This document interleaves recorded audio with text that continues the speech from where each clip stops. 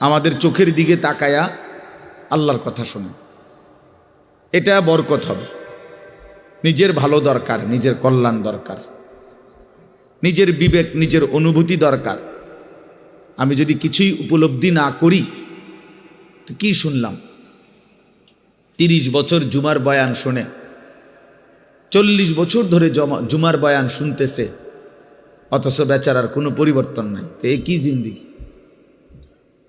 30 বছর ধরে বয়ান শুনতেছে, অথচ কোনো চলাফেরা, আদব, আখলাক, চাল চলন, উঠা বসা, লেনদেন, আচরণ,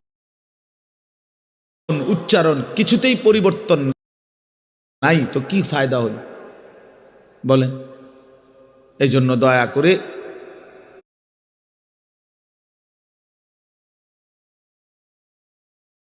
কোরআনুল কারীম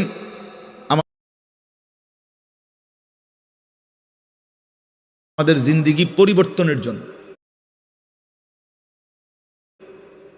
জীবন সাজিয়ে তুলবার জন্য, হুদাল্লিন নাস, এটা মানুষের হেদায়েত, হুদাল্লিল মুত্তাকিন, যারা আল্লাহকে ভয় করতে চায়, আখিরাত পেতে চায়, জাহান্নাম থেকে বাঁচতে চায়, আল্লাহর নাফরমানি ছাড়তে চায়, জান্নাত পেতে চায়, আল্লাহ পাকের গোলামি আর বন্দিগি করতে চায়, আল্লাহ বলেন তাদের জন্য সুস্পষ্ট, পূর্ণাঙ্গ, নিখুঁত হেদায়েত।